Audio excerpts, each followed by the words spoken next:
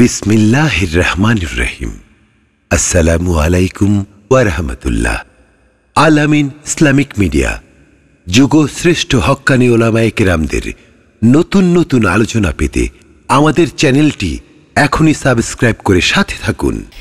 আসসালামু আলাইকুম ওয়া রাহমাতুল্লাহি ওয়া বারাকাতুহু। আলহামদুলিল্লাহ আলহামদুলিল্লাহি নাহমাদুহু ওয়া নাস্তাঈনুহু ওয়া নাস্তাগফিরুহু ওয়া নু'মিনু বিহি ওয়া নাতাওয়াক্কালু আলাইহি ونعوذ بالله من شرور أنفسنا ومن سيئات أعمالنا من يهده الله فلا مضل له ومن يضلله فلا هادي له ونشهد أن لا إله إلا الله وحده لا شريك له ونشهد أن سيدنا ومولانا محمد عبد الله ورسوله أرسله بالحق بشيرا ونذيرا وداعيا إلى الله بإذنه وسراجا منيرا أما بعد فأعوذ بالله من الشيطان الرجيم بسم الله الرحمن الرحيم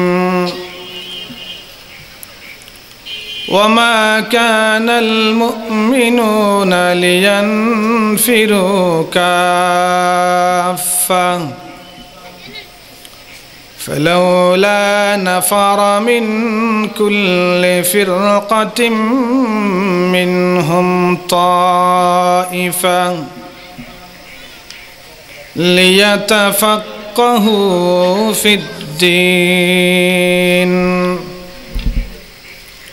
ولينذروا قومهم إذا رجعوا إليهم لعلهم يحذرون. وقال رسول الله صلى الله عليه وسلم طلب العلم فريضة على كل مسلم ومسلمة ويوضع العلم في غير موضعه كمقلد الخنازير الجوهر واللؤلؤ والذهب أو كما قال عليه الصلاة والسلام. صدق الله العظيم وصدق رسوله النبي الكريم ونحن على ذلك لمن الشاهدين والشاكرين والحمد لله رب العالمين.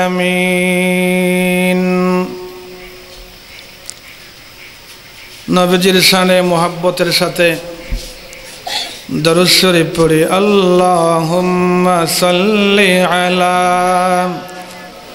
মুহাম্মাদিন নবিয়িল উম্মি ওয়া আলা আলিহি ওয়া সাল্লিম তাসলিমা।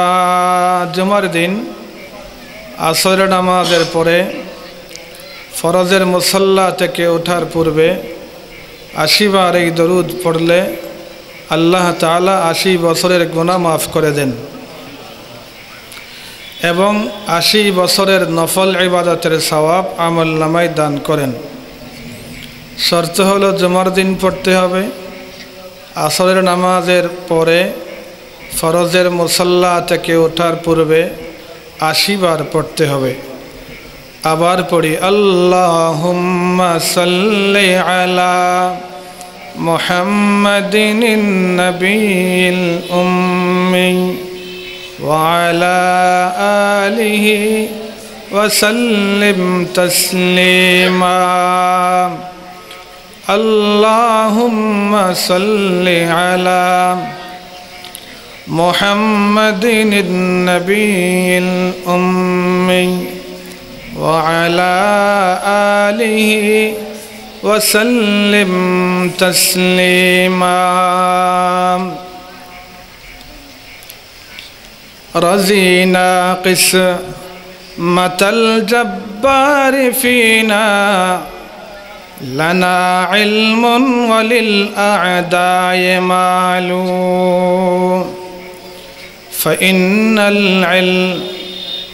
فإن المال يفنى عن قريب وإن العلم يبقى لا يزال لا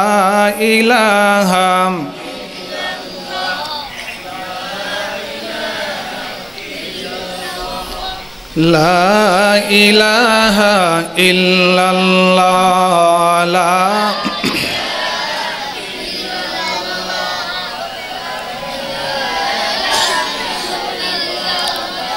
لا إله إلا الله। দিল থেকে মোহাব্বতের সাথে একবার বললেই ৪০০০ গুনাহ আল্লাহ মাফ করে দেন, ৪০০০ নেকি আমলনামায় দান করেন, জান্নাতে ৪০০০ মর্যাদা বৃদ্ধি করেন। জুড়ে লা ইলাহা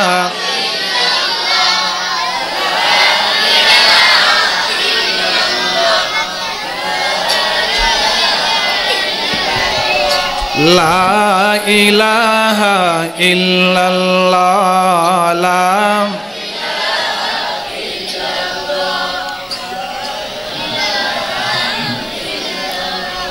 লা ইলাহা ইল্লাল্লাহ।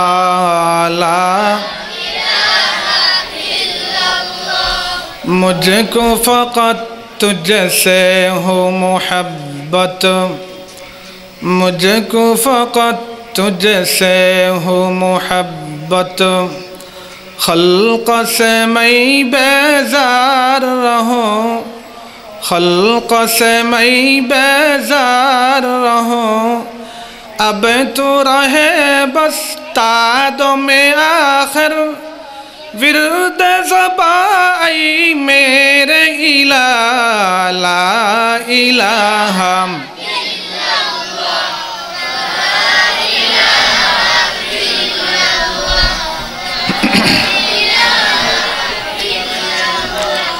ला इलाहा इल्लल्लाह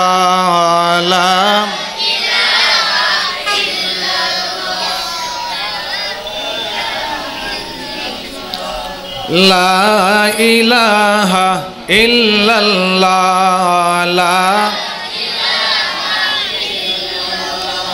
ला इलाहा इल्लल्लाह मुहम्मदुर रसूलुल्लाह सल्लल्लाहु। তালগাঁও ইসলাম প্রচার সংস্থার ব্যবস্থাপনায় আয়োজিত 2 দিন ব্যাপী ঐতিহাসিক তাফসীরুল কোরআন মাহফিলে আল্লাহ পাক আমাদেরকে সমবেত হওয়ার জন্য তৌফিক দান করলেন। এজন্য মালিকের দরবারে কালিমাত শুকর আদায় করছি, আলহামদুলিল্লাহ। মুহতারম সভাপতি, ওয়াজিবুল ইহতারাম উলামায়ে কেরাম, দিনদার ইমানদার তৌহিদি জনতা, সমবয়সী বন্ধুগণ এবং ছাত্র ভাইয়েরা, আর মাইকের আওয়াজ যতটুকুন যাচ্ছে, পর্দানেশী দিনদার ইমানদার সাজেদা কানেতা মা ও বোনেরা, আমি আপনাদের খেদমতে কোরআনে পাকের সূরাতুত তাওবার 122 নম্বর আয়াত, রসুল পাকের 12 লক্ষ হাদিস সমূহ থেকে ছোট্ট একটি হাদিস বরকতের জন্য তেলাওয়াত করেছি। মহান রব্বুল আলামিন তৌফিক দান করলে আপনাদের দোয়া এবং মনোযোগ আকর্ষিত হলে বর্তমান প্রেক্ষাপটের উপরে কিছু আলোচনা করার জন্য চেষ্টা করব।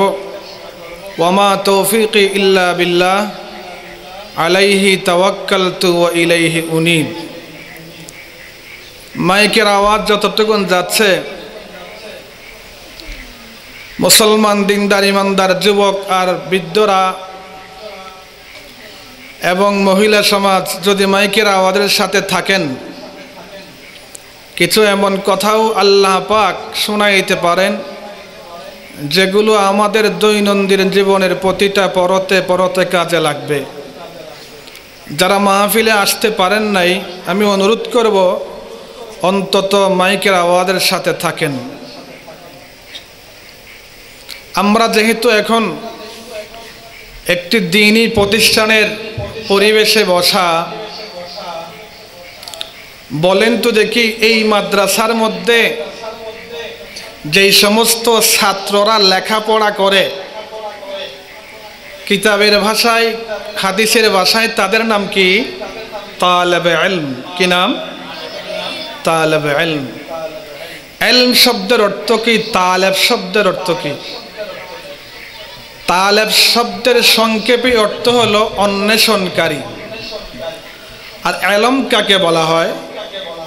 যে কোনো বিদ্যার শিক্ষাকে ইলম বলা হয় না। একজন মানুষ মুসলমান হিসেবে বসবাসের জন্য তার যেই বিদ্যার শিক্ষা দরকার তাকেই শুধুমাত্র কি বলা হয়? ইলম বলা হয়। এক কথায় কোরআন হাদিসের শিক্ষাকেই শুধুমাত্র কি বলা হয়? ইলম বলা হয়।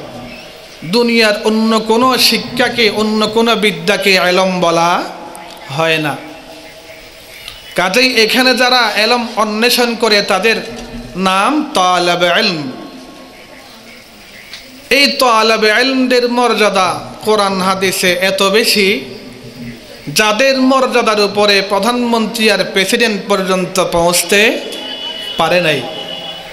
আল্লাহর নবী ইরশাদ করেন, দুনিয়াতে যদি সেরাদের তালিকা করা হয়, সেরা কারা, তাদের মধ্যে সেরাদের সেরাও তালিকায় যারা স্থান করে নিবে তাদের নাম তালেবে ইলম। সেই কারণে বিশ্বনবী শাফাআতের কান্ডারি মুহাম্মদুর রাসূলুল্লাহ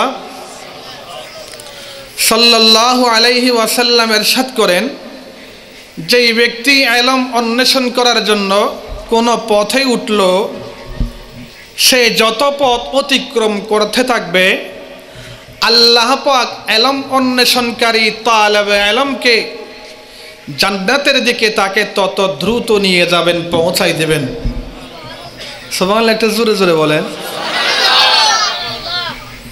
আল্লাহ নবী আরেক জায়গায় ইরশাদ করেন, তালেবে ইলম তো সেই ব্যক্তি যার জন্য গর্তের পিঁপড়া থেকে শুরু করে সমুদ্রের মাছ, আসমান আর জমিনের সমস্ত ব্যক্তি আর বস্তু পর্যন্ত আল্লাহর দরবারে দোয়া করে। তালেবে ইলম তো তারা যাদের চলার পথে আল্লাহর ফেরেশতাগণ সম্মানের সাথে ডানার পাকা বিছাইয়া দেয়। আল্লাহর নবী ইরশাদ করেন, তালেবে ইলম তো তারা আসমানের কোটি কোটি তারকার সামনে 14 তারিখের চন্দ্রের চাঁদের যেই মর্যাদা, একজন কোরআন হাদিস শিখনেওয়ালা শিখানোওয়ালা তালেবে ইলমের মর্যাদা তার চাইতে বহুগুণে বেশি। আল্লাহর নবী আরও ইরশাদ করেন, 1000 আবেদ ইবাদত গুজার বান্দা, দুনিয়া ত্যাগী, দুনিয়া বিমুখ 1000 বান্দা যাদের কাজ হলো আল্লাহর ইবাদত করা, তবে আলেম নয়, এমন 1000 দুনিয়া ত্যাগী ইবাদতকারী বান্দার চাইতে একজন তালেবে ইলমের মর্যাদা বহু বেশি। আল্লাহর নবী আরও ইরশাদ করেন, তালেবে ইলমদের কারণেই আল্লাহ পাক দুনিয়ার নিজাম ঠিক রেখেছেন বসবাসের জন্য। এখনো পর্যন্ত আকাশ থেকে বৃষ্টি বর্ষিত হয়, চাঁদ আমাদেরকে রাতের বেলায় আলো দিয়ে থাকে, দিনের বেলায় সূর্য আলো দিয়ে থাকে। আল্লাহ পাকের এই কুদরতেই নিজাম এখনো সচল রয়েছে একমাত্র তালেবে ইলমদের কারণে। জোরে বলেন না সুবহানাল্লাহ। বলেন তো দেখি তাদের এত মর্যাদা হওয়ার কারণ কি? মুহাদ্দিসিনে কেরাম লেখেন, তালেবে ইলমরা যেই পড়া পড়ে, তালেবে ইলমরা যেই ইলম অন্বেষণ করে, এই ইলমটা কি দুনিয়ার না আল্লাহর? তাহলে তালেবে ইলমরা কোনো সৃষ্টির পড়া পড়ে না স্রষ্টা আল্লাহ রাব্বুল আলামিনের পড়া পড়ে? আল্লাহর পড়া পড়ে। তালেবে ইলমদের এই পড়ার কারণে দুনিয়ার মধ্যে আল্লাহর বিধান চালু থাকে। তালেবে ইলমদের এই পড়ার কারণে দুনিয়ার মধ্যে আল্লাহর নবীর তরিকা চালু থাকে। সেই কারণে তালেবে ইলমদের চলার পথে ফেরেশতা পাখা বিছায়। তালেবে ইলমদের জন্য গর্তের পিঁপড়া থেকে সাগরের তলদেশের মৎস্য পর্যন্ত আল্লাহর দরবারে দোয়া করে। তালেবে ইলমদের জন্যই আল্লাহ পাক এই নিজামকে সঠিক রেখেছেন। বলেন না সুবহানাল্লাহ।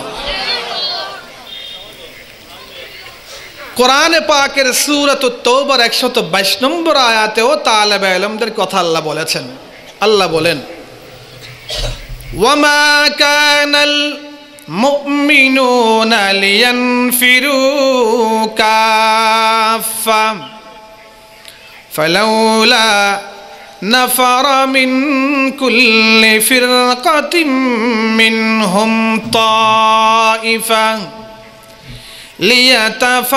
ليتفقهوا في الدين ولينذروا قومهم إذا رجعوا إليهم لعلهم يحذرون। সূরাতুত তাওবার 122 নম্বর আয়াতে আল্লাহ তাআলা 3টা বিধান দিয়েছেন। এই আয়াতের প্রথম অংশে আল্লাহ তাআলা জিহাদের বিধান দিয়েছেন। বলেন তো জিহাদ ইসলামে আছে না নাই? সেই কারণে আল্লাহর রাসূল নিজের জীবদ্দশায় প্রত্যক্ষ আর পরোক্ষভাবে 57টা যুদ্ধ পরিচালনা করেছেন। সূরাতুত তাওবার এই আয়াতের দ্বিতীয় অংশে আল্লাহ তাআলা মাদ্রাসা শিক্ষার সিলেবাসের ঘোষণা করেছেন। সূরাতুত তাওবার এই আয়াতের তৃতীয় অংশে কর্মজীবনে উলামায়ে কেরামের দায়িত্ব কি সেটার বর্ণনা দিয়েছেন। সংক্ষেপে কোরআনে পাকের এই আয়াতের ভাবার্থ আর মর্মার্থ হলো, আল্লাহ তাআলা বলেন, সকল মুসলমানদের মধ্য হতে কিছু মানুষ এমন থাকতে হবে যারা ইলমে দ্বীন তথা ইসলামী শিক্ষা বের হওয়ার জন্য ঘর থেকে বের হয়। সকল মুসলমানদের মধ্যে এমন কিছু মানুষ থাকতে হবে যারা ইসলামী শিক্ষার ধিক্কার জন্য ঘর থেকে বের হয়ে যায়। আর পঠিত হাদিসের অর্থ আল্লাহর নবী ইরশাদ করেন, ক্বালা রাসূলুল্লাহি সাল্লাল্লাহু আলাইহি ওয়াসাল্লাম। দরুদ শরীফ সবাই পড়ছেন তো? হ্যাঁ, এক দরুদে কয় নাকি 30 নাকি 30 নাকি।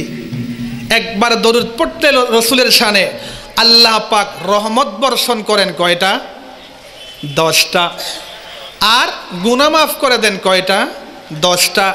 নেকিও দান করেন কয়টা? 10টা। টোটাল কয়টা? আমি আবার পড়তে দরুদ শরীফ পড়তে হবে। আপনারা সবাই কেউ এখানে ওয়াহাবি তো না তো? হ্যাঁ, দরুদ পড়ি। ওয়াহাবি বাংলাদেশে নাই। ওয়াহাবি হলে আব্দুল ওয়াহাব নজদি, এটা আরব দেশের বিপ্লবী নেতার নাম। বাংলাদেশে ওয়াহাবি আন্দোলনও নাই, ওয়াহাবিও নাই। যেই ব্যক্তি এখানে ওয়াহাবি শব্দটা আনলো তিনি হলো আর একটা বাতিলের ধর্মগুরু, যিনি ভারত উপমহাদেশের স্বাধীনতা যুদ্ধে দেওবন্দি ওলামায়ে কেরামকে কাফের আর ওয়াহাবি ঘোষণা করেছিলেন। ঠিক কিনা জোরে বলেন? ওই ব্যক্তির নাম হলো আহমদ রেজা খাঁ বেরলভী।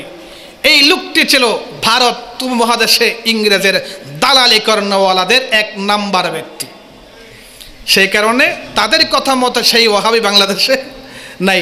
আবার পড়তেছি, ক্বালা রাসূলুল্লাহ সাল্লাল্লাহু, পড়েন তো দেখি, তালাবুল ইলমি ফরিযাতুন আলা কুল্লি মুসলিমিন ওয়া মুসলিমাতিন আও কামা ক্বালা আলাইহিস সালাতু ওয়াস সালাম। আমরা শুধু এতটুকু জানি, আমি কিন্তু খুতবার মধ্যে পড়ার সময় পুরো হাদিস পড়েছি। পুরো হাদিস পড়লে আমি অনুবাদ করতে পারবো, সময় হাতে থাকবে না। লাস্টের অংশটা কিন্তু আরও আমাদের জন্য জরুরি। বর্তমান প্রেক্ষাপট অনুযায়ী হাতে অত সময় নাই, বিষয়বস্তু শেষ করতে পারবো না। এই হাদিসের অর্থ তো সবাই জানেন না। হাদিসটার অর্থ কি? আল্লাহর নবী ইরশাদ করেন, ওগো আমার উম্মতের নারী আর পুরুষেরা, তোমাদের প্রত্যেকের জন্য ইসলামী শিক্ষা অর্জন করা সুন্নত, মুস্তাহাব, নফল নাকি ফরজ? কথা বলতে হবে। শুধু পুরুষের জন্য নাকি নারীর জন্যেও? আল্লাহর নবী ইরশাদ করেন, নারী আর পুরুষ নির্বিশেষে সকলের জন্য ইসলামী শিক্ষা অর্জন করা। কথা কিন্তু মনোযোগ দিয়ে শুনতে হবে। আমি কোরআনের আয়াতের অর্থ বলে ফেলেছি, হাদিসের অর্থ বলে ফেলেছি। আবার জিজ্ঞাসা করবো আপনাদের নিকট থেকে, মনোযোগ আছে তো? সবার মনোযোগ আছে তো? হাদিস শরীফে আল্লাহ রাসূল ইরশাদ করেন, ইসলামী শিক্ষা অর্জন করা কার কার জন্য ফরজ নাকি সকলের জন্য? সকলের জন্য। আর সূরাতুত তাওবার 122 নম্বর আয়াত আল্লাহ তাআলা বলেন, ইসলামী শিক্ষার দীক্ষা অর্জন করা কিছু মুসলমানের উপর ফরজ। আপনারা কথা কি বুঝেছেন? কথা কি সবাই বুঝেছেন? সূরাতুত তাওবার 122 নম্বর আয়াতে আল্লাহ বলেন, ইসলামী শিক্ষার দীক্ষা অর্জন করা সকলের জন্য ফরজ না কিছু মুসলমানের জন্য? কিছু মুসলমানের জন্য।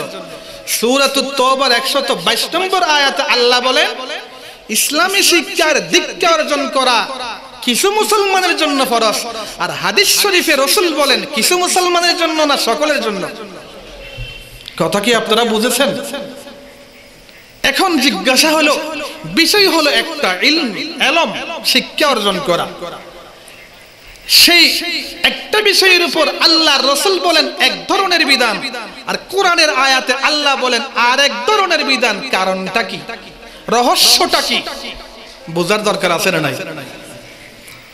সূরাতুত তাওবার 122 নম্বর আয়াত আবার পড়তেছি। আল্লাহ বলেন, ওয়া মা কানাল মুমিনুনা লিয়ানফিরু কাফা فلولا نفر من كل فرقة منهم طائفة ليتفقهوا في الدين ولينذروا قومهم إذا رجعوا إليهم لعلهم يحذرون।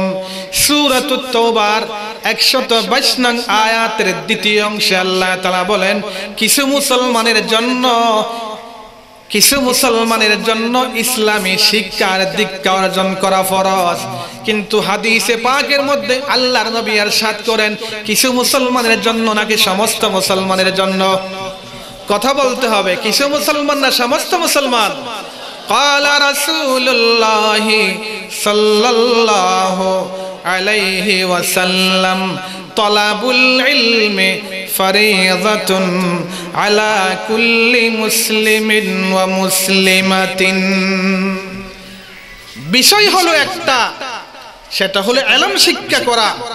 এই ইলম শিক্ষার জন্য রাসূল বলেন সকলের উপর ফরজ, আল্লাহ বলেন কিছু মুসলমানের উপর ফরজ। একই বিষয়ে আল্লাহ তাআলা এক ধরনের বিধান দিলেন, আল্লাহ রাসূল এক ধরনের বিধান দেওয়ার কারণটা কি? যদি কিছু মুসলমানের উপর কোরআন হাদিস শিক্ষা করা, ইসলামী শিক্ষা করা ফরজ হয়ে থাকে, রাসূল কেন বললেন সকলের উপর ইসলামী শিক্ষা অর্জন করা ফরজ? আর যদি সকলের উপর ইসলামী শিক্ষা অর্জন করা ফরজ হয়ে থাকে, আল্লাহ কেন বললেন কিছু মুসলমান ইসলামী শিক্ষা অর্জন করলে হয়ে যাবে? প্রশ্ন কি বুঝেছেন? প্রশ্ন কি সবাই বুঝেছেন? এই দ্বন্দ্বের নিরসনের দরকার আছে না নাই? আল্লাহ বলেন কিছু মুসলমান ইসলামের শিক্ষার দীক্ষা অর্জন করো, আর রাসূল বলেন ইসলামী শিক্ষা আর দীক্ষা অর্জন করো কিছু মুসলমান না সকল মুসলমান?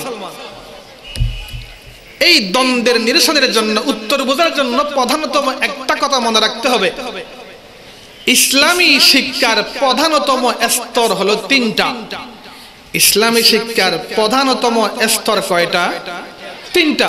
এক নম্বরে ইসলামী শিক্ষার প্রাথমিক স্তর, দুই নম্বরে ইসলামী শিক্ষার মাধ্যমিক স্তর, তিন নম্বরে ইসলামী শিক্ষার উচ্চতর স্তর। কি বুঝলেন? ইসলামী শিক্ষার প্রধানতম স্তর কয়টা? তিনটা। এক নম্বরে প্রাথমিক স্তর, দুই নম্বরে মাধ্যমিক স্তর, তিন নম্বরে উচ্চতর স্তর। তাহলে ইসলামী শিক্ষার স্তর কয়টা? তিনটা। প্রত্যেকটি স্তরের পরিমাণ কত, এই কথাটা জানলে সামনের উত্তর পেয়ে যাবে। ইসলামী শিক্ষার প্রথম স্তরের নাম কি? প্রাথমিক শিক্ষা। প্রাথমিক স্তরের ইসলামী শিক্ষা পরিমাণ কত? একজন মুসলমান হিসেবে বেঁচে থাকার জন্য যে শিক্ষা দরকার, এটাই হলো ইসলামী শিক্ষার প্রাথমিক স্তর। আচ্ছা বলেন তো দেখি, একজন মুসলমান হিসেবে বসবাস করার জন্য, দাবি করার জন্য, মুসলমান হিসেবে দাবি করার জন্য কালিমা কালাম জানা দরকার হবে কিনা? একজন মুসলমান হিসেবে বেঁচে থাকার জন্য ওযু গোসল জানা দরকার হবে কিনা? একজন মুসলমান হিসেবে বসবাস করার জন্য নামাজ রোজা জানা লাগবে কিনা? একজন মুসলমান হিসেবে বেঁচে থাকার জন্য পাক না পাক চিনা জানা লাগবে কিনা? একজন মুসলমান হিসেবে বসবাসের জন্য হালাল হারাম জানা লাগবে কিনা? তাহলে এটা কোন স্তরের ইসলামী শিক্ষা? মাধ্যমিক স্তরের, উচ্চতর স্তরের, না প্রাথমিক স্তরের? মনোযোগ দিয়ে খেয়াল করতে হবে। এটা কোন স্তরের ইসলামী শিক্ষা? প্রাথমিক স্তরের ইসলামী শিক্ষা। আল্লাহর নবী ইরশাদ করেন, ওগো আমার উম্মতের নরনারীরা, তোমাদের প্রত্যেক নারীর জন্য, প্রত্যেকটি পুরুষের জন্য, প্রত্যেকটি ধনীর জন্য, প্রত্যেকটি গরিবের জন্য এমন একটা শিক্ষা লাগবে, যেই শিক্ষা ছাড়া তুমি মুসলমান হিসেবে বসবাস করতে পারবে না। একজন মুসলমানের জন্য কালিমা কালাম জানা লাগবে, একজন মুসলমানের জন্য পাক না পাক চিনা লাগবে, ওযু গোসল জানা লাগবে, নামাজ রোজা জানা লাগবে, হালাল হারাম জানা লাগবে। বলেন তো দেখি এটা কোন স্তরের ইসলামী শিক্ষা? কোন স্তরের? প্রাথমিক স্তরের ইসলামী শিক্ষা। দুই নম্বর কি বলেছিলাম? মাধ্যমিক স্তরের ইসলামী শিক্ষা। তার পরিমাণ কত? মাদ্রাসার পাঠ্য তালিকার কিতাবগুলো ছাত্রদেরকে বুঝাইতে পারা, মাদ্রাসার পাঠ্য তালিকার কিতাবগুলো ছাত্রদেরকে পড়াইতে পারা, এটা কোন স্তরের ইসলামী শিক্ষা? মাধ্যমিক স্তরের ইসলামী শিক্ষা। আমাদের কওমি মাদ্রাসা সমূহে একদম করিমা আর উর্দু কায়দা থেকে শুরু করে বুখারী পর্যন্ত 100-এর উপরে কিতাব আছে। বলেন তো দেখি এই কিতাবগুলো কি আমাদের প্রত্যেকটি মানুষ পড়াইতে পারবে? হ্যাঁ বলেন তো, এই কিতাবগুলো ছাত্রদেরকে বুঝাইতে পারা আর পড়াইতে পারার মতো যোগ্যতা অর্জন করা, এই যোগ্যতা কোন স্তরের ইসলামী শিক্ষা? মাধ্যমিক স্তরের। গেল দুইটা, বাকি আছে কয়টা? ওটা কোন স্তরের ইসলামী শিক্ষা? উচ্চতর স্তরের ইসলামী শিক্ষা পরিমাণ কত? মুসলমানদের দৈনন্দিন জীবনের সমস্ত সমস্যার সমাধান ইসলামের বিধান মতো দিতে পারা, কোরআন হাদিস মতো দিতে পারা কোন স্তরের ইসলামী শিক্ষা? উচ্চতর স্তরের ইসলামী শিক্ষা। তাহলে কি বুঝলেন পরিমাণ কত? মুসলমানদের দৈনন্দিন জীবনের সমস্ত সমস্যার সমাধান কোরআন হাদিস মতো ইসলামের বিধান মতো দিতে পারার নাম উচ্চতর স্তরের ইসলামী শিক্ষা। কথা কি পরিষ্কার হলো? সবাই কি বুঝেছেন? ইসলামী শিক্ষার প্রধানতম স্তর কয়টা? তিনটা। এক নম্বরে প্রাথমিক স্তর, দুই নম্বরে মাধ্যমিক স্তর, তিন নম্বরে উচ্চতর স্তর। এবার আমি আপনাদের নিকট জিজ্ঞাসা করতে চাই, মাধ্যমিক স্তরের ইসলামী শিক্ষা অর্থাৎ মাদ্রাসার পাঠ্য তালিকার সমস্ত বইগুলো পড়ানোর মতো, ছাত্রদেরকে বোঝানোর মতো যোগ্যতা আর সামর্থ্য কি সমাজের প্রত্যেকটি নারী পুরুষের আছে নাকি নাই? নাই। মাদ্রাসার ইসলামী শিক্ষার তৃতীয় স্তর, সেটার পরিমাণ কত? মুসলমানদের দৈনন্দিন জীবনের সকল সমস্যার সমাধান ইসলামের বিধান মতো দিতে পারা কোন স্তরের ইসলামী শিক্ষা? উচ্চতর। কোন স্তরের? উচ্চতর স্তরের ইসলামী শিক্ষা। বলেন তো দেখি, আপনাদের সমাজের প্রত্যেকটা মানুষ মুসলমানদের দৈনন্দিন জীবনের সকল সমস্যার সমাধান কোরআন হাদিস মতো দেওয়ার মতো যোগ্যতার সামর্থ্য কি সকলের আছে? এইটাই হলো কোরআনে পাকের আয়াতের তাফসীর আর হাদিসের অনুবাদ। কিভাবে? কোরআনে পাকের আয়াতে আল্লাহ তাআলা যে বললেন, ওয়ামা কানাল মুমিনুনা লিয়ানফিরু কাফা ফালাউলা নাফারা মিন কুল্লি ফিরকাতিন মিনহুম তাইফা লিয়াতাফাক্কাহু ফিদ্দীন ওয়া লিয়ুনযিরু কওমাহুম ইযা রাজউ ইলাইহিম লাআল্লাহুম ইয়াহযারুন। কোরআনে পাকের সূরাতুত তাওবার 122 নম্বর আয়াতে আল্লাহ তাআলা যে বললেন, কিছু মুসলমান সকল মুসলমানদের মধ্যে হতে কিছু মুসলমান ইসলামের শিক্ষার দীক্ষা অর্জন করার জন্য বের হয়ে যাও। এটা কোন স্তরের ইসলামী শিক্ষা? মাধ্যমিক আর উচ্চতর স্তর। মাধ্যমিক আর উচ্চতর স্তরের ইসলামী শিক্ষার জন্য মাদ্রাসার পাঠ্য তালিকার বইগুলো যাতে ছাত্রদেরকে পড়াইতে পারো, বুঝাইতে পারো, এই পরিমাণ যোগ্যতা অর্জন করার জন্য সমাজের কিছু মুসলমান বের হয়ে যাও। মুসলমানদের দৈনন্দিন জীবনের সকল সমস্যার সমাধান ইসলামের বিধান মতো, কোরআন হাদিসের বিধান মতো দেওয়ার মতো যোগ্যতা অর্জন করার জন্য কিছু মুসলমান বের হয়ে যাও। সূরাতুত তাওবার 122 নম্বর আয়াতে মাধ্যমিক আর উচ্চতর স্তরের ইসলামী শিক্ষার নির্দেশ দিয়েছেন। জোরে বলেন না সুবহানাল্লাহ। তাহলে হাদিসের মধ্যে যে আল্লাহর রাসূল বললেন সকলের জন্য ইলম শিক্ষা করা ফরজ, কোন স্তরের ইসলামী শিক্ষা? প্রাথমিক স্তরের ইসলামী শিক্ষা।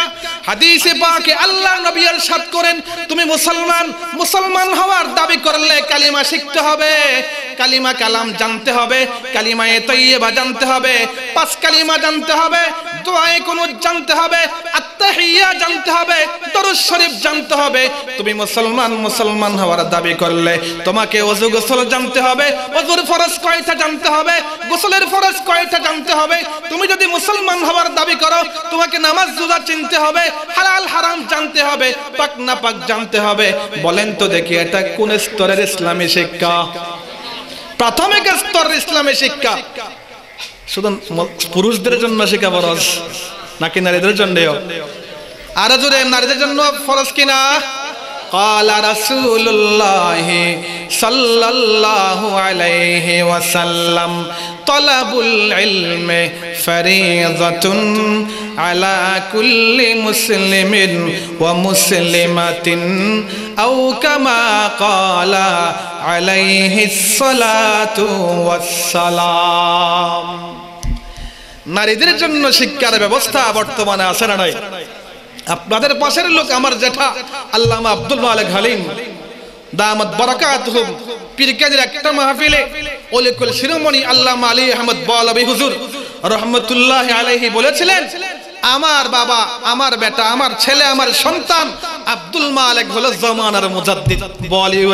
বলে হুজুর রহমতুল্লাহের ভাষা, বলে হুজুর রহমতুল্লাহ বলেছেন আব্দুল মালিক যে কাজ করেছে, স্কুল কলেজ আর ভার্সিটির মহিলাদের কাঁধের উপরে তাফসীরে জালালাইন, হাদিসের মাসকাত, বুখারী শরীফ, তিরমিজি, মুসলিম, আবু দাউদ তুলে দিয়ে সে যে কাজ করেছে, একজন জামানার মুজাদ্দিদের ভূমিকা পালন করেছে। তাহলে প্রাথমিক স্তরের ইসলামী শিক্ষা অর্জন করা শুধু কি পুরুষের জন্য ফরজ, নারীর জন্যও? এবার বলেন, আমি যে আপনাদেরকে প্রথমে বলেছিলাম হাদিস আর কোরআন দুইটাকে সামনে রেখে কোরআনে আল্লাহ বলেন কিছু মুসলমানের জন্য ইসলামের শিক্ষার দীক্ষা ফরজ, আর হাদিসে রাসূল বলেন সকলের জন্য ফরজ। দ্বন্দ্ব রইল নাকি সামঞ্জস্যপূর্ণ হলো? কথা কি বুঝেছেন? আর কি কোনো দ্বন্দ্ব আছে? নাই। এবার আসেন কোরআনের আয়াতের তাফসীর। আল্লাহ বলেন, ওয়ামা কানাল মুমিনুনা লিয়ানফিরু কাফা ফালাউলা নাফারা মিন কুল্লি ফিরকাতিন মিনহুম তাইফা লিয়াতাফাক্কাহু ফিদ্দীন ওয়া লিয়ুনযিরু কওমাহুম ইযা রাজাউ ইলাইহিম লাআল্লাহুম ইয়াহযারুন। কোরআনে পাকের সূরাতুত তাওবার 122 নং আয়াতে আল্লাহ তাআলা যে কিছু মুসলমান বললেন, কিছু মুসলমানের অর্থ হলো ইসলামী শিক্ষার মাধ্যমিক আর উচ্চতর স্তরে শিক্ষা অর্জন করার জন্য। আর হাদিসে পাকের মধ্যে যে আল্লাহর রাসূল বললেন সকলের উপর ইসলামের শিক্ষা ফরজ, এটা হলো প্রাথমিক স্তরের ইসলামী শিক্ষা। কথাটা কি পরিষ্কার হলো? এবার আমি বিনয়ের সাথে আপনাদেরকে কয়েকটা প্রশ্ন করব, উত্তর দিতে হবে। বাংলাদেশে বর্তমানে জনসংখ্যা কয় কোটি বলেন? 17 কোটি বা 18 কোটি? 18 কোটি জনসংখ্যার মধ্যে মুসলমানের সংখ্যা কত কোটি? ধরলাম 15 কোটি। কত কোটি? 15 কোটি মুসলমান বাংলাদেশে আছে। আচ্ছা বলেন তো দেখি, 15 কোটি মুসলমানদের বাংলাদেশে যে জাতীয় শিক্ষানীতি রয়েছে, এই জাতীয় শিক্ষানীতিতে মুসলমানদের জন্য যে প্রাথমিক শিক্ষা অর্জন করা সকলের উপর ফরজ, এই শিক্ষা কি বাংলাদেশের জাতীয় শিক্ষানীতিতে আছে নাকি নাই? আছে না নাই? নাই।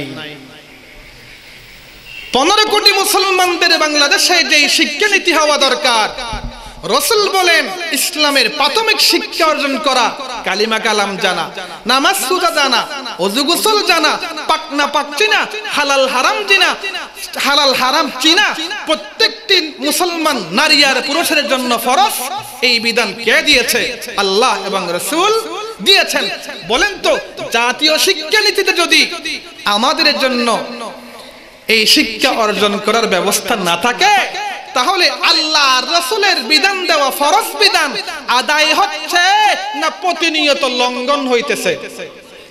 কথা বলতে হবে, এই ফরজ কি আদায় হচ্ছে না ফরজ লঙ্ঘন হচ্ছে? এই পিছনের ভাইরা, আল্লাহ রাসূল যে বললেন প্রত্যেকের উপর ইসলামের প্রাথমিক শিক্ষা অর্জন করা ফরজ, এই প্রাথমিক শিক্ষা যেহেতু বাংলাদেশের জাতীয় শিক্ষানীতিতে নাই, ফরজ কি আদায় হচ্ছে না লঙ্ঘন হইতেছে? এর জন্য দায়ী কে? আচ্ছা আপনারা বলেন তো, মুসলমান হিসেবে বসবাসের জন্য ইসলামের প্রাথমিক শিক্ষা শিক্ষার দরকার আছে না নাই? কালিমা কালাম জানার দরকার আছে না নাই? আত্তাহিয়া, দরুদ শরীফ, দোয়া, ইকরাম, সূরা কেরাত জানার দরকার আছে না নাই? ওযু গোসল জানার দরকার আছে না নাই? নামাজ রোজা জানার দরকার আছে না নাই? পাক না পাক চিনার দরকার আছে না নাই? তাহলে বাংলাদেশের 16 কোটি মুসলমানের এই শিক্ষানীতিতে যদি আমাদের প্রাথমিক শিক্ষার ব্যবস্থা না থাকে, ফরজ লঙ্ঘন হইতেছে কিনা? এর জন্য দায়ী কে? 3 শ্রেণীর মানুষ দায়ী। কয় শ্রেণীর মানুষ দায়ী? কয় শ্রেণীর মানুষ? 1 নম্বরে সরকার। 1 নম্বরে কাল কিয়ামতের ময়দানে আল্লাহ তাআলা এক নম্বরে সরকারকে আদালতের কাঠগড়ায় দাঁড়াইয়া জবাবদিহি করাবেন 16 কোটি মুসলমানদের জন্য যে শিক্ষানীতি রয়েছে সেই জাতীয় শিক্ষানীতিতে মুসলমানদের জন্য যে ফরজ শিক্ষা ছিল ইসলামের প্রাথমিক স্তরের শিক্ষা সেই শিক্ষা নাই কেন এক নম্বরে আল্লাহ তাআলা আসামের কাঠগড়ায় দাঁড় করাবেন কাকে সরকার বাহাদুরকে 2 নাম্বার আপনারা বলেন তো 2 নাম্বার কাকে জনগণকে 2 নাম্বার কাকে জনগণকে তার দলিল গণতন্ত্রের দেশে একটা স্লোগান আছে জনগণই সকল ক্ষমতা কথা বলে না জনগণই বলেন না নাউজুবিল্লাহ আর জোরে বলেন নাউজুবিল্লাহ সকল ক্ষমতার মালিক কে আর জোরে কুলিল্লাহুম্মা মালিকাল মুলকি তুতিল মুলকা মান তাশা ওয়া তানজিউল মুলকা মিম্মান তাশা ওয়া তুইজ্জু মান তাশা ওয়া তুযিল্লু মান তাশা বিয়াদিকাল খায়র ইন্নাকা আলা কুল্লি শাইইন কাদির কাদিরে কুদরতু দারি বরকামাল আনতা রাব্বি আনতা হাসবি যুল জালাল কাদিরে কুদরতু দারি हर्च खाही आकुनी मुर्दरा जाने तु बख्शी जिंदरा बेजा कुनी ला इलाहा अब जोरे ला इलाहा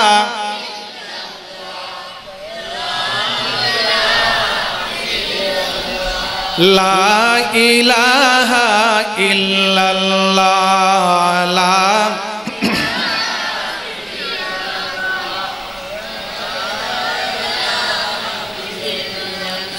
ला इलाहा इल्लल्लाह ला दोनों जहां में जो कुछ भी है दोनों जहां में जो कुछ भी है सब है तेरे ज़ेरे नगी सब है तेरे ज़ेरे नगी जिन्नु इंसु हूर मलायक जिन्नु इंसु हूर मलायक अर्श कुर्सी चरख ज़मी अर्श कुर्सी चरख ज़मी कौन मकाम लायक सिजदा कौन मकाम लायक सिजदा तेरे सिवाय नूर मुबी तेरे सिवाय नूर मुबी कोई नहीं है कोई नहीं है कोई नहीं है कोई नहीं अब तू रहे बस तादम आखिर विरद ज़बाई मेरे इलाहा ला इलाहा এই আওয়াজ দিয়া বুদ্ধ ছাড়াবেন জোরে লা ইলাহা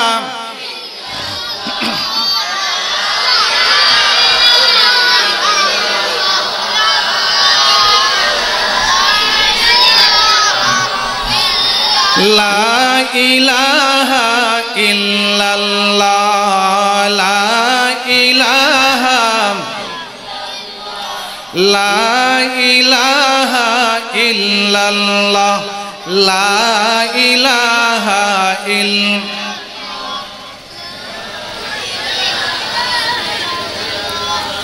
লা ইলাহা ইল্লাল্লাহু মুহাম্মাদুর রাসূলুল্লাহ সাল্লাল্লাহু 16 কোটি মুসলমানদের জন্য জাতীয় শিক্ষানীতিতে ইসলামের প্রাথমিক শিক্ষা অর্জন যেটা রাসূলুল্লাহ আল্লাহ ফরজ করেছেন, এটা কি আছে? নাই। এজন্য এক নম্বরে দায়ী কে? সরকার। কাল কিয়ামতের আদালতে আল্লাহ সরকারকে আসামির কাঠগড়ায় দাঁড় করাইয়া জিজ্ঞাসা করবেন, 16 কোটি মুসলমানদের জন্য যে শিক্ষা অর্জন করা ফরজ ছিল সেটা নাই কেন? 2 নম্বর, আসামির কাঠগড়ায় দাঁড় করাবেন কাদেরকে? জনগণকে। যদি তাদের কথা মতো ধরে নেওয়া হয়, এটাই দলিল। তারা বলে জনগণই সকল ক্ষমতার উৎস। জনগণ আসামি হবে কেন? জনগণ যদি সকল ক্ষমতার উৎস হয়ে থাকে, জনগণের কথাই যদি সরকার উড়ে আর নামে, ওই জনগণের উপর 1 নম্বরে দায়িত্ব হলো, হে সরকার বাহাদুর, 16 কোটি মুসলমানদের জন্য যে শিক্ষানীতি রয়েছে, সে জাতীয় শিক্ষানীতিতে ইসলামের প্রাথমিক শিক্ষা থাকতে হবে। এই দাবি জনগণকে প্রতি মুহূর্তে সরকারের কানে পৌঁছাইতে হবে। এই দাবি যদি সরকারের কাছে পৌঁছাইতে না পারে, দাবি যদি আদায় করতে না পারে, 2 নম্বরে কিয়ামতের আদালতে আসামি হবে কে? জনগণ।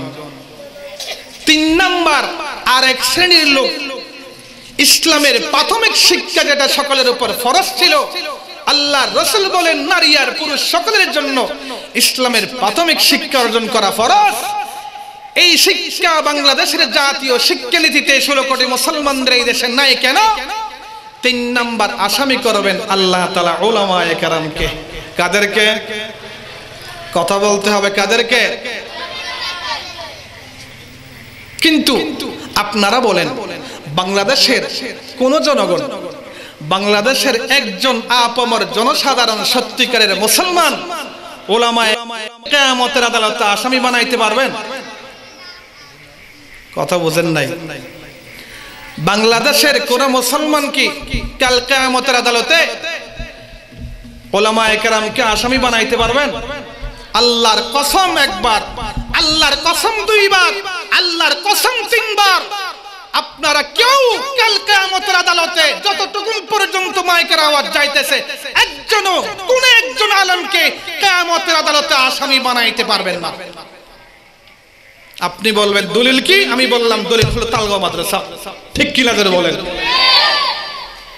এই মাদ্রাসা শুধু তাই নয়, বাংলাদেশের প্রত্যন্ত অঞ্চলে মুফাসসাল জমিনে, গ্রাম অঞ্চলে কওমি উলামায়ে কেরাম শত শত মসজিদ, শত শত মসজিদ ভিত্তিক ফুরকানিয়া মাদ্রাসাও নির্মাণ করে, মক্তব নির্মাণ করে, নুরানি মাদ্রাসা নির্মাণ করে, কওমি মাদ্রাসা নির্মাণ করে এই দায় থেকে মুক্ত হওয়ার জন্য চেষ্টা করে গিয়েছেন। ঠিক কি না জোরে বলেন?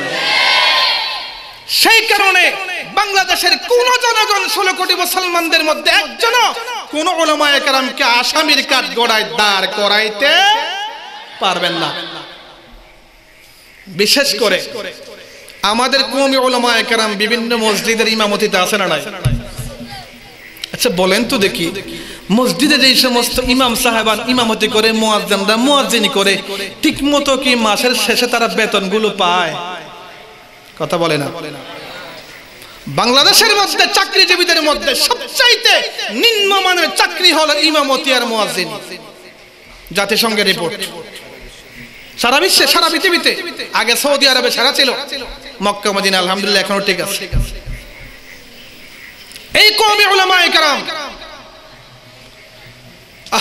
মসজিদের ইমাম সাহেব বেতন পায় না, মুয়াজ্জিন সাহেব বেতন পায় না, খাবার নাই, তারপরেও কি মসজিদকে পিস দিয়ে চলে গেছে? ফুরকানিয়া মাদ্রাসা পিস দিয়ে চলে গেছে, নুরানি মাদ্রাসা মক্তব পিস দিয়ে চলে গেছে, তালগাঁও মাদ্রাসার মুহতামিম সাহেব, তালগাঁও মাদ্রাসার হুজুররা কি ভাত খাইতে না পারলেও, আপনারা চাঁদা দিলেও না দিলেও মাদ্রাসা পিস দিয়ে কে চলে গেছে? কওমি উলামায়ে কেরামের অবদান। আমাদের উলামায়ে কেরাম মসজিদ অপেক্ষায় থাকে। আচ্ছা বলেন তো দেখি, কোন মহল্লার কোন মুসল্লি যদি ইমাম সাহেবকে বলেন, হুজুর আমাকে একটু সূরা ফাতিহাটা শিখান, এমন কথা যদি কোন মুসল্লি বলে, বলেন তো দেখি কোন ইমাম কি বলবে আমি তোমাকে শেখাইতে পারবো না? বলবে কোনদিন? কোন মুসল্লি যদি বলে, হুজুর আমাকে কালিমায়ে তয়্যিবাটা একটু শুদ্ধ করে শিখাইয়া দেন, হুজুর আমাকে আত্তাহিয়া শিখান, দুআয়ে কোন দুরূদ শরীফ শিখান। কোন ইমাম সাহেবকে না করবে? অথচ ইমাম সাহেব তার বেতন পায় না, তার খবর আপনি নেন নাই, বাতের খবর আপনি নেন নাই, তার ঘরের খবর আপনি নেন নাই। সে ভাত পাইলেও বেতন না পাইলেও মসজিদের দুয়ারের পাহারাদারি করে থাকে। আপনার সন্তানদেরকে সকালবেলা ফুরকানিয়ার মক্তবের মধ্যে পড়ানোর জন্য অপেক্ষায় থাকে, ঠিক কিনা জোরে বলেন? সেই কারণে বাংলাদেশের 16 কোটি মুসলমানের একজনও কোন আলেমকে আসামির কাঠ গড়ায় কালকে দাঁড় করাইতে পারবেন না। এই কথাটাও বুঝতে পেরেছে সরকার বাহাদুর, সরকারও এই কথাটা বুঝতে পেরেছে। মাননীয় প্রধানমন্ত্রী বর্তমানের, হ্যাঁ মানুষের দোষও আছে, গুণও আছে। আল্লাহর রাসূল বলেন যখন যে সরকার থাকবে, আলাইকুম বিসসামঈ ওয়াত তাআহ ওয়ালাউ কানা আবাদান হাবশিয়া। জিজ্ঞাসা করেন এটা কার হাদিস? রাসূলের হাদিস। সে যদি হাবশের কালো গোলামও হয়, ঠোঁট বড় বড় মোটা মোটা, কালো দেখতে কুস্ত্রী আর বেস্ত্রী, সে যদি সরকার প্রধান হয় তাকেও তোমাকে মানিয়া চলতে হবে। সরকার বাহাদুর কথাটা বুঝতে পেরেছে। গত রোববার আমিও গিয়েছিলাম, বড়দের খাদেম হিসেবে ভিআইপি যে চেয়ার পেয়েছিলাম একদম স্টেজের সামনে। সেদিন মাননীয় প্রধানমন্ত্রী ঘোষণা করেছে বাংলাদেশের 16 কোটি মুসলমানদের জন্য কওমি উলামায়ে কেরাম 20,000 কওমি মাদ্রাসা নির্মাণ করে এতিমদেরকে আশ্রয় দিয়েছে, মিসকিনদেরকে আশ্রয় দিয়েছে, এবং যেই দায়িত্ব ছিল সরকারের এতিমদেরকে লালন পালন করা, সেই দায়িত্ব বাংলাদেশ একমাত্র পালন করতেছে কওমি উলামায়ে কেরাম, দেওবন্দি উলামায়ে কেরাম। একজন সরকার প্রধানের মুখ থেকে এমন কথা বের হওয়া সহজ নয়। তিনি বলতেছে এই দায়িত্ব ছিল আমাদের সরকারের, এতিমদের লালন পালনের দায়িত্ব কার? যার মা নাই, বাপ নাই, অথবা একজন আছে আর একজন নাই, এদের লালন পালনের দায়িত্ব কার? সরকারের। সরকার বলেছে কওমি উলামায়ে কেরাম যে খেদমত করে যাচ্ছে, এটা আমাদের কাজ করে যাচ্ছে, আমরা তাদের সনদের মান দিব না কেন?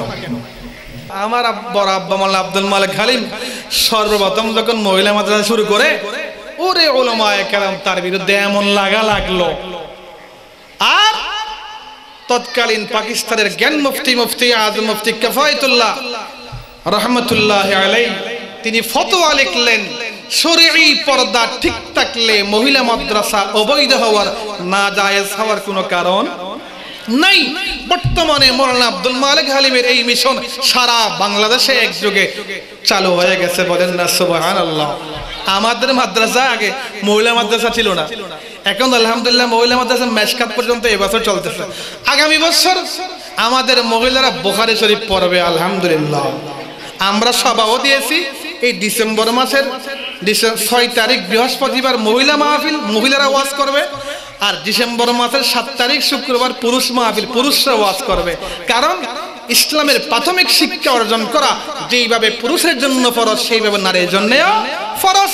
আর এই ফরজ কাজ বাংলাদেশে একমাত্র পালন করতেছে কারা? কওমি উলামায়ে কেরাম, ঠিক কিনা জোরে বলেন? এবার আসেন কোরআনের আয়াতের তাফসীরের দিকে। আল্লাহ তাআলা বলেন, ওয়ামা কানাল মুমিনুনা লিয়ানফিরু কাফা ফালাউলা নাফারা মিন কুল্লি ফিরকাতিন মিনহুম তাইফা লিয়াতাফাক্কাহু ফিদ-দীন ওয়া লিয়ুনযিরু কওমাহুম ইযা রাজাউ ইলাইহিম লাআল্লাহুম ইয়াহযারুন। লা ইলাহা ইল্লাল্লাহ। ও ভাই, মাদ্রাসা নুরানী স্কুল এখানে আছে না? লা আর ইলাহা শব্দ এখানে একটা না দুইটা? একটা হলো লা আর একটা হলো ইলাহা। আলিফের পরে দ্বিতীয় কলমায় হামজা থাকলে তাকে কোন মত বলে? বলে না? নুরানী ছেলেরা বলো না, এবজখানা ছেলেরা কোন মত বলে? মধ্যে মুনফাসিল। কয় আলিফ টানতে হয়? কয় আলিফ? বাংলাদেশে আরেক শ্রেণীর লোক আছে যারা টানে না, না টানিয়ে বলে লা ইলাহা ইল্লাল্লাহ, লা ইলাহা ইল্লাল্লাহ।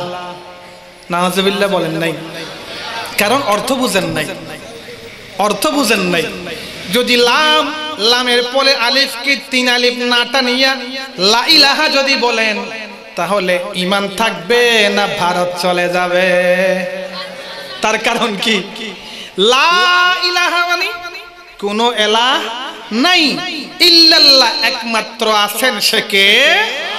আরো জোরে। আর যদি বলেন লা ইলাহা ইল্লাল্লাহ, লা ইলাহা ইল্লাল্লাহ অর্থ কি হবে? এক আল্লাহ, একজন ছাড়া আরো আল্লাহ অবশ্যই আছে। আরো জোরে বলতে হবে। এজন্য যখন আষাঢ় মাসের 6 তারিখ আসে, আর ওই ওদিকে উত্তর দিকে আড়াজারের উত্তর দিকে যাওয়ার সময় যখন আসে, গাড়ির মধ্যে গানটা লাগাই দেয় লা ইলাহা ইল্লাল্লাহ, লা ইলাহা ইল্লাল্লাহ। জোরে বলেন না নাউজুবিল্লাহ। আল্লাহ কয়জন? আর জোরে। আল্লাহ ছাড়া আরো কোন খাজা বাবা কি আছে? দয়াল বাবা, ভান্ডারী বাবা, মিশা ওলিয়া, কুতুবদিয়ার মালিক কে? এই কথা বলতে হবে। আরে আল্লাহ না গায়রুল্লাহ? আল্লাহ না গায়রুল্লাহ? এজন্য তাদের কলিমা লা ইলাহা ইল্লাল্লাহ, আমাদের কলিমা কি? লা ইলাহা, জোরে লা ইলাহা ইল্লাল্লাহ।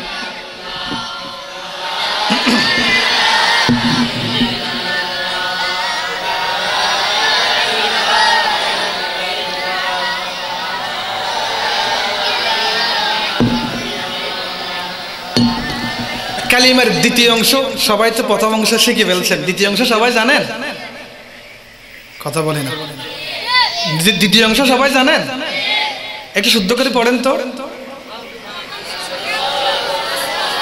আবার পড়তে হবে।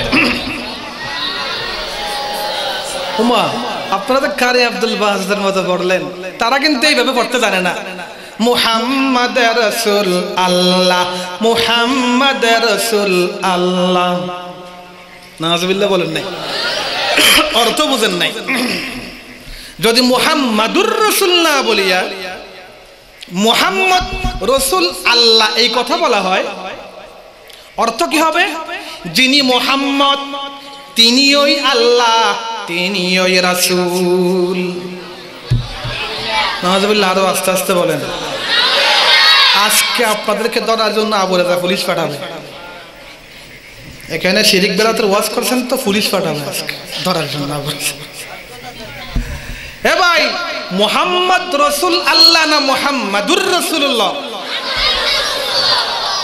এজন্য তাদের ডিজিটাল কালিমা মুহাম্মাদুর রাসূল আল্লাহ, মুহাম্মাদুর রাসূল আল্লাহ। জোরে বলেন নাউজুবিল্লাহ। এই কারণে তারা একটা গানও বানাইছে, গান শুনবেন? ওয়াজের মাহফিলে গান, এটা শোনা দরকার, এটা শোনা দরকার। আল্লাহর ধন মুহাম্মদকে দিয়া, আল্লাহর ধন মুহাম্মদকে দিয়া, আল্লাহ গেছেন পলাইয়া। আরো জোরে বলতে হবে। এই সমস্ত গাজাখুরি গান গাজার খুলকিটা নিয়ে মারে কিনা?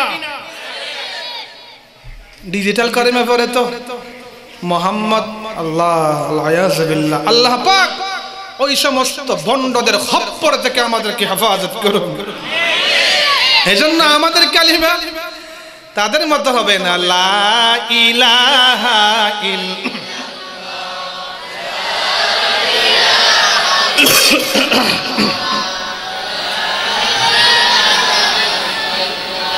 লা ইলাহা ইল্লাল্লাহ।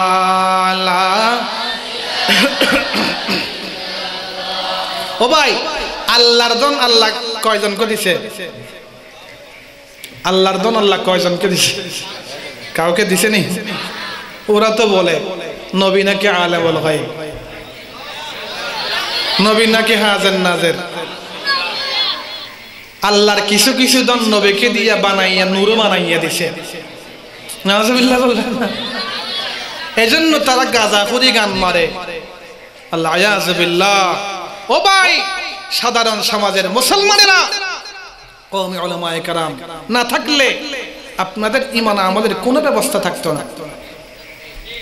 কওমি উলামায়ে কেরাম না থাকলে যেই সমস্ত এলাকায় ছোটখাটো একটা কওমি মাদ্রাসাও নাই, নুরানি মাদ্রাসাও নাই, হেফজখানাও নাই, মক্তবার ফুরকানিও নাই, যেখানে কোনো কওমি আলেম খেদমত করার কোনো ব্যবস্থা নাই, ওই জায়গাগুলো অন্ধকার হয়ে গেছে। আর একটা কথা মনে রাখবেন, কোন পাত্র কিন্তু খালি থাকে না। যেমন এখানে পানি আছে, তো পানি ফেলে দিলে এখানে কি থাকবে? বাতাস কি থাকবে? কোন পাত্র খালি থাকে না। যেখানে হকের দাওয়াত বন্ধ থাকবে সেখানে কিসের দাওয়াত ঢুকে যাবে? বাতিলের দাওয়াত ঢুকে যাবে। সুতরাং কওমি উলামায়ে কেরাম যেখানে আছে কদর করতে হবে। কওমি মাদ্রাসা যেখানে আছে নিজের সম্পদ সবটুকুন বিলীন করে দিতে হবে। কওমি উলামায়ে কেরাম যেখানে আছে নিজের সন্তানের চাইতে তাদেরকে বহু বেশি মহব্বত করতে হবে।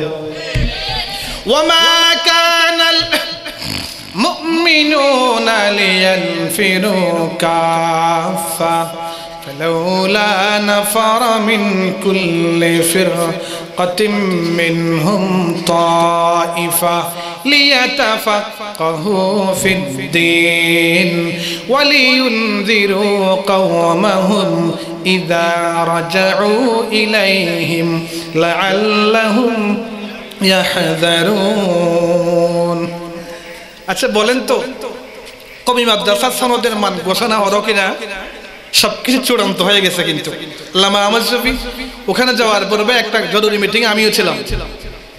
বড়দের গোলাম, বড়দের জোতা সিধা করি, তো এই জন্য পিছনে পিছনে থাকতে হয়। আল্লামা আহমদ শফী দামাত বারাকাতুহুম সেখানে বলেছেন, আমার হাতের লেখা চিঠি আমি প্রধানমন্ত্রীর কাছে যেভাবে পাঠিয়েছি একটা অক্ষরও তিনি বেশ কম করে নাই। অর্থাৎ তিনি যে বলেছেন দারুল উলুম দেওবন্দের মতাদর্শে উসুলে হাস্তেগানার উপরে, দারুল উলুম দেওবন্দের মতাদর্শের অপর নাম উসুলে হাস্তেগানা, এই কথাটা আইনগতভাবে পাস হয়ে গিয়েছে। আল্লামা আহমদ শফী দামাত বারাকাতুহুম যেইভাবে চিঠি লিখেছেন একটা অক্ষর বাদ না দিয়া প্রধানমন্ত্রী সেটা পাস করে দিয়েছেন। মন্ত্রী পরিষদের অনেকে আসিয়া বলল, আপনি যে কওমি মাদ্রাসাওয়ালাদেরকে এইভাবে সনদ দিচ্ছেন, এখানে তো আইনের অনেক জটিলতা রয়েছে। প্রধানমন্ত্রী বললেন, অত কথা বুঝি না, যেই আইন লাগে সেই আইন পাস করো, আইন পরিবর্তন করো। সংসদ হইলেও সংবিধান হইলেও আইন পরিবর্তন করিয়া হইলেও কওমি মাদ্রাসার সনদের স্বীকৃতি আর মান দেওয়া লাগবে। সেইভাবে কিন্তু দিয়েছে। এখন যখন সনদের মান হয়ে গেল, এখন কিছু মানুষের গায়ে লাগলো জ্বালার ফোড়া, ঠিক কিনা জোরে বলেন? তারা এখন বলতেছে, তোমরা এই মান নিয়ে কি মেডিকেল কলেজে যাইতে পারবা? এই সনদের মান নিয়ে কি থানার ওসি হইতে পারবা? এই মান নিয়ে কি তুমি সাহিত্য আর দার্শনিক আর বিজ্ঞানী হইতে পারবা? এমন কথা বর্তমানে বলতেছে কিনা? এই প্রশ্নের উত্তর লাগবে কিনা? চমৎকার উত্তর আছে, শুনে রাখেন। একজন মানুষ গোড়া বলে, গোড়া দুধ খাওয়ার জন্য বলে, কথা বলে না, গুস্ত খাওয়ার জন্য বলে গোড়া, কি টানার জন্য, বোঝা টানার জন্য, বোঝা ফুঁজা। আর একজন মানুষ ছাগল বলে ফুঁজা বহন করার জন্য, হাল চাষ করার জন্য, জমিনে নিয়ে হাল ছোয়ার জন্য, নাকি দুধ আর গোস্ত খাওয়ার জন্য? এ ভাই কথা বলতে হবে, কি খাওয়ার জন্য? এখন যদি গুড়াওয়ালা ছাগলওয়ালাকে বলে, তোমার ছাগল বোঝা টানে না কেন? এই প্রশ্নটা কি বুদ্ধিমানের প্রশ্ন নাকি বোকার প্রশ্ন? ছাগলওয়ালা যদি গোড়া ফালনেওয়ালাকে বলে, তোমার গোড়া দুধ দেয় না কেন, গোস্ত খাওয়া যায় না কেন? বুদ্ধিমানের প্রশ্ন নাকি বোকার প্রশ্ন? ঠিক তেমনি ভাবে যারা বলে কওমি মাদ্রাসায় ফরিয়া বিজ্ঞানী হওয়া যায় না কেন, সাহিত্যিক হওয়া যায় না কেন, ডাক্তার হওয়া যায় না কেন, এই প্রশ্নটাও বুদ্ধিমানের প্রশ্ন নাকি বোকার প্রশ্ন? ডবল বোকার প্রশ্ন। তার কারণ তুমি যদি বলো কওমি মাদ্রাসায় পড়লে ডাক্তার হয় না কেন? কওমি মাদ্রাসায় পড়লে ইঞ্জিনিয়ার হয় না কেন? কওমি মাদ্রাসায় পড়লে ব্যারিস্টার হয় না কেন? আমারও প্রশ্ন করার অধিকার আছে না নাই? কথা বলেন, আছে না নাই? আমি প্রশ্ন করব, স্কুল কলেজ ভার্সিটিতে লেখাপড়া করে মুফতি সাহেব হয় না কেন? স্কুল কলেজ ভার্সিটিতে লেখাপড়া করে মুহাদ্দিস সাহেব হয় না কেন? স্কুল কলেজ ভার্সিটিতে লেখাপড়া করে মুফাসসির সাহেব হই না কেন? আমার প্রশ্নের যেই জবাব তোমার প্রশ্নেরও সেই জবাব। কথা কি বুঝেছেন? এবার আসেন, আমি মাদ্রাসায় পড়িয়া সাহিত্য না পড়লে দোষ, ভূগোল না পড়লে দোষ, বিজ্ঞান না পড়লে দোষ। এটা কেমন কথা? তুমি মুসলমানের সন্তান, স্কুলে পড়ো, কলেজে পড়ো, ভার্সিটিতে পড়ো, আমাদের নুরানি মাদ্রাসার কোমলমতি ছেলে মেয়েদের মতো শুদ্ধ করিয়া তারা কি কালিমাটাও পড়তে জানে? এই কথা বলতে হবে। আমাদের নুরানি মাদ্রাসার ছেলেদের মতো স্কুল কলেজ ভার্সিটিতে যেই মুসলমানের সন্তান পড়লো শুদ্ধ করে সূরা ফাতিহাটা পড়তে জানে? তুমি মুসলমানের সন্তান, স্কুল কলেজ ভার্সিটিতে পড়ো, কালিমা কালাম জানো না, সূরা ফাতিহা জানো না, আত্তাহিয়া জানো না, দরুদ শরীফ জানো না, ওযুর ফরজ জানো না, গোসলের ফরজ জানো না, তাতে দোষ নাই। আমি মাদ্রাসায় পড়িয়া ভূগোল না পড়লে, বিজ্ঞান না পড়লে, ইতিহাস না পড়লে দোষ হবে কেন? আমার প্রশ্নের যেই জবাব তোমার প্রশ্নের সেই জবাব। ওয়ামা কানাল মুমিনুনা লিয়ানফিরু কাফা فلولا نفر من كل فرقة منهم طائفة ليتفقهوا في الدين ولينذروا قومهم إذا رجعوا إليهم لعلهم يحذرون। কোন সূরার কয় নম্বর আয়াত? সূরাতুত তাওবা 122 নম্বর আয়াত। কি শেষ করে দিব? হ্যাঁ ভাই, শেষ করে দিব? মুরাদ করে দেই, বন্ধ করে দেই তো? এখনো তো ওয়াজ শেষ হয় না, আমি তো আয়াতের তাফসীর এখনো যাই নাই। এলোমেলো করবেন নাকি মনোযোগ দিয়ে শুনবেন? আয়াতের তিনটা অংশের প্রথম অংশে আল্লাহ কিসের বিধান দিয়েছেন? জিহাদের বিধান।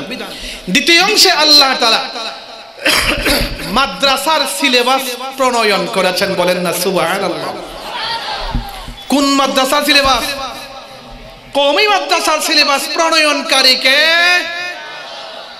কথা বলতে হবে। কওমি মাদ্রাসার এই সিলেবাস প্রণয়নকারী কে?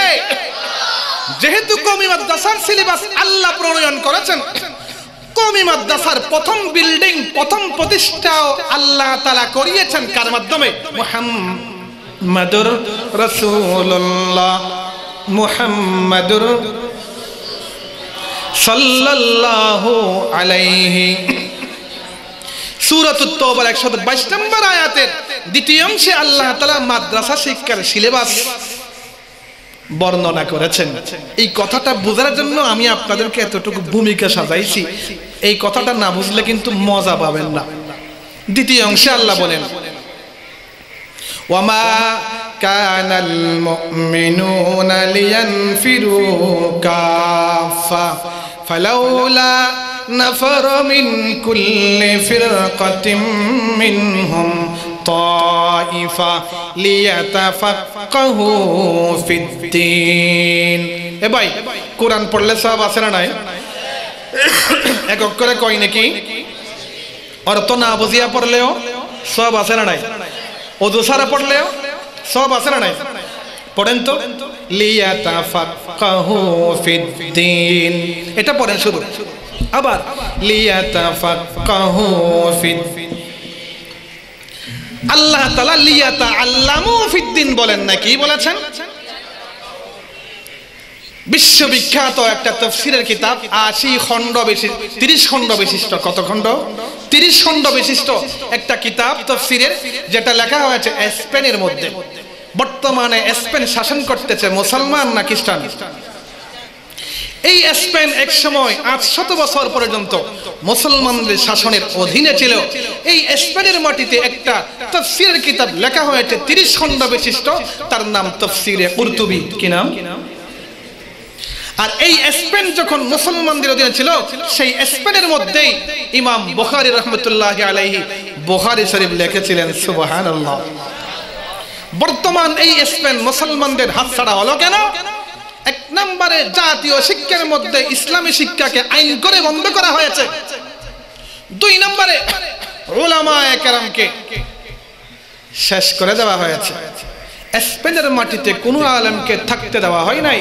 এমনকি স্পেনের মধ্যে খ্রিস্টানরা আইন করেছে আরবি কোনো শব্দ, আরবি কোনো নাম স্পেনের মধ্যে থাকতে। এইভাবে স্পেনের মাটি থেকে ইসলামকে বিদায় করা হয়েছিল। ঠিক তেমনি ভাবে এই স্পেনের খ্রিস্টানেরা, ইংল্যান্ডের সেই খ্রিস্টানেরা, তারাও 250 বছর পর্যন্ত চেষ্টা করেছে এই ভারত উপমহাদেশ থেকে ইসলামকে বিদায় করার জন্য, আরবিকে বিদায় করার জন্য। এক নম্বরে তারা লক্ষ লক্ষ কোরআনে কারীমের সাহিফাকে আগুন দিয়া জ্বালাইয়া পুড়িয়ে দিল। 2 নম্বরে 80,000 কওমি মাদ্রাসা ভেঙে দিল। 3 নম্বরে 14,000 উলামায়ে কেরামকে ফাঁসিতে ঝুলানো হয়েছিল। ঠিক তো বললা ভাই, আবেগের কারণে কি বুঝিয়ে ঠিক বললা? বলেন তো দেখি, যেই ভারত উপমহাদেশ থেকে ইসলামকে বিদায় করার জন্য 80,000 মাদ্রাসাকে, অন্য বর্ণনায় আছে 12 লক্ষ মাদ্রাসা। কত মাদ্রাসা? এই ভারত উপমহাদেশে 12 লক্ষ মাদ্রাসা ছিল। এই মাদ্রাসাগুলোকে ভেঙে দিয়েছিল। শুধু তাই নয়, তারা চিন্তা করলো মাদ্রাসা ভেঙে দিলে হবে না। যেই সমস্ত মৌলবীদের ওয়াজের কারণে, যেই সমস্ত মৌলবীদের বয়ানের কারণে, যেই সমস্ত উলামায়ে কেরামের দাওয়াতের কারণে মানুষ দিন শিখে, ইসলাম শিখে, ইসলামের প্রাথমিক শিক্ষা শিখে, কোরআন হাদিস শিখে, ওই উলামায়ে কেরামকে ফাঁসিতে ঝুলাইতে হবে। ইংল্যান্ডে বসে এই পরামর্শ করলো, ভারতে আসিয়া বাস্তবায়ন করলো। এরপরে মাদ্রাসাগুলো ভেঙে দেওয়ার পরে, কোরআনও জ্বালিয়ে দেওয়ার পরে, উলামায়ে কেরামকে শহীদ করার পরে দিন চলে গেল না আজও আছে? সেদিন শাপলায় যখন উলামায়ে কেরাম শহীদ হলো, যদিও এখন নানা কথা বলা হইতেছে, যেদিন উলামায়ে কেরাম শহীদ হয়ে গেল শাপলার ময়দানে, আল্লাহু আকবার কবীরা, উলামায়ে কেরামদের রক্তের কারণে কিন্তু আজ পর্যন্ত এই জমিনে দিন রয়েছে। ঠিক কিনা জোরে বলেন? আল্লামা আহমদ শফীর মতো ব্যক্তি দারুল হাদিসের হাদিসের দরস থেকে যদি ডাক না দিতেন, সেদিন তো শাহবাগীরা দেশ দখল করে নিয়েছিল, নাস্তিক আর মুরতাদের বাচ্চারা দেশ দখল করে নিয়েছিল।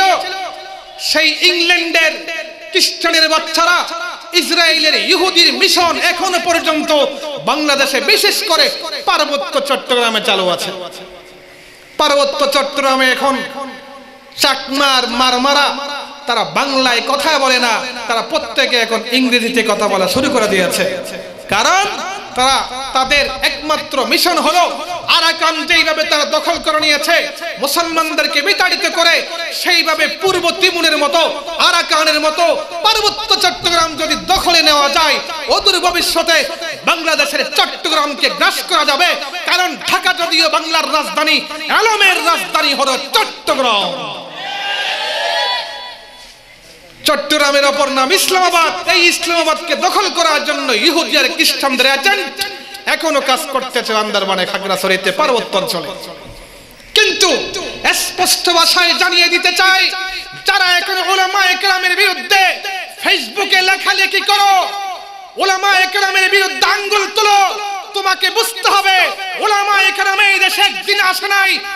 খ্রিস্টানদেরকে এই দেশ থেকে বিতাড়িত করিয়া, রেশমির উপর আন্দোলন করিয়া, পলাশীর ময়দানে শহীদ হইয়া, এবং উলামায়ে কেরামের রক্তের উপরে গড়ে উঠেছে কওমি মাদ্রাসা। একজন কওমি উলামায়ে কেরাম থাকতে কোন ইসলাম বিদ্বেষীকে সাধ্য হবে না, সাধ্য হবে না, সাধ্য হবে না। আল্লামা আহমদ শফীর সৈনিকের এখনো আছে, কিন্তু সাবধান করতে চায় মুসলমান যারা ফেসবুকে লেখালেখি করতেছো। 90 বছরের একজন আলেম, তিরমিজি শরীফের হাদিস, আল্লাহর নবী ইরশাদ করেন, যার বয়স 90 পার হয়ে গেল, ওই ব্যক্তির গুনাহ লেখা আল্লাহ তাআলা বন্ধ করে দিয়েছেন। সুবহানাল্লাহ, আস্তে আস্তে বলি। আল্লাহর নবী তিরমিজি শরীফের হাদিসে ইরশাদ করেন, যেই ব্যক্তির বয়স 90 পার হয়ে গেল আল্লাহ তাআলা তাকে পাওয়ার দিবেন, ক্ষমতা দিবেন, তার ফ্যামিলির এ টু জেড, নাতি সতি লতি ফতি সবাইকে শাফাআত করিয়া জান্নাতে নেওয়ার অধিকার 90 বছরের বয়োবৃদ্ধ ঈমানদারকে আল্লাহ দান করবেন। এমন একজন বয়োবৃদ্ধ আলেম কুলের শিরোমণির বিরুদ্ধে কলম ধরো, তোমার সাহস কত? যদি তুমি নিজেকে খাতামা বিল খায়র করাতে চাও, ঈমান নিয়ে যদি দুনিয়া থেকে যেতে চাও, উলামায়ে কেরামদের বিরুদ্ধে বিষোদ্গার বন্ধ করো।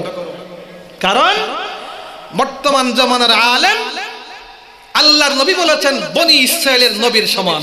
সুবহানাল্লাহ বলেন না? আল্লাহর নবী বলেন, যে ব্যক্তি একজন আলেমকে দেখতে গেল সে যেন আমি নবীকে দেখতে গেল। একজন ব্যক্তি যিনি কোন আলেমের সাথে মুসাফাহা করলো তিনি যেন আমি নবীর সাথে মুসাফাহা করলো। যেই ব্যক্তি কোন আলেমের সাথে মুহাব্বত রাখলো সেই যেন আমি নবীর সাথে মুহাব্বত রাখলো। সেই কারণে আল্লাহর নবী ইরশাদ করেন, ইন্নাল উলামা ওয়ারাসাতুল, নবীগণ নবীগণের ওয়ারিস। ওয়ারিস মানে উত্তরাধিকার সম্পদের মালিক, রেখে যাওয়া সম্পদের মালিক। নবীগণ দুনিয়া থেকে যাওয়ার সময় কোটি কোটি টাকা রেখে গিয়েছিলেন। কথা বলতে হবে। দুনাদুন সম্পত্তি রেখে গিয়েছিলেন, মাছ ভরা বড় বড় দিঘি রেখে গিয়েছিলেন। কি রেখে গিয়েছেন? কোরআন আর তারাকতু ফীকুম আমরাইন কিতাবাল্লাহি ওয়া সুন্নতি লান তাদিল্লু মা তামাসসাকতুম বিহিমা আও কামা ক্বালা আলাইহিস সালাতু। এজন্য আমি দুইটা কবিতা পড়েছিলাম, এগুলো আমার নয়, হযরত আলী কাররামাল্লাহু ওয়াজহাহু। লানা ইলমুন ওয়ালিল আ'দাই মালু, লানা ইলমুন ওয়ালিল আ'দাই মালু। আমাদের জন্য সম্পদ হলো কি? ও ভাই, আমাদের টাকা, আমাদের ধন, আমাদের দৌলত, আমাদের সম্পদ কি? আল্লাহর কোরআন। মাল দৌলত তো দুশমনদের জন্য। দুইটা জিনিস কিন্তু একত্রিত হয় না। এটাকে মন্তাকের ভাষায় বলা হয় ইজতিমায়ে জিদ্দাইন। দুই বিপরীত জিনিস এক হয় না। একটা হলো টাকা আর একটা হলো এলম। কি বুঝলেন? টাকা যেমন সম্পদ, এলমও কি রে? সম্পদ। দুই সম্পদ কি হয় না? একত্রিত হয় না। যাকে আল্লাহ এলম দিয়েছেন তাকে কি দিবেন না? টাকা দিবেন না। আর যাকে আল্লাহ মাল দিয়েছেন তাকে কি দিবেন না? दुश्मनों को ऐशो आबो गिल दिया, दुश्मनों को ऐशो आबो गिल दिया, दोस्तों को अपना दर्द दिल दिया, दोस्तों को अपना दर्द दिल दिया। ला इलाहा जुरे ला इलाहा इल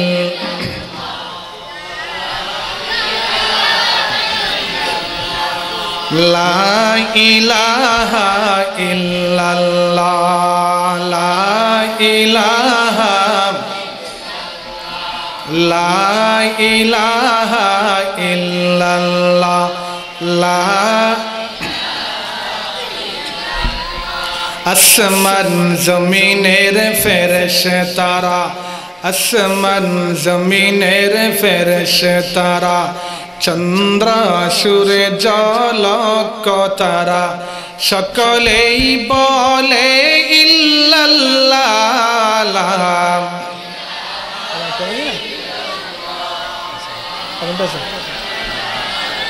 জুরে লা ইলাহা ইল্লাল্লাহ,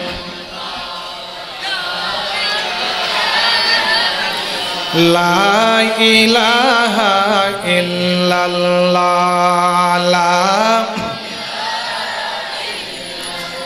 ও সাধারণ মুসলমানেরা, আমাদের মাদ্রাসা সমূহের মধ্যে ইলমে বাতিনিয়াত তাসাউফের প্রশিক্ষণ দেওয়া হয়।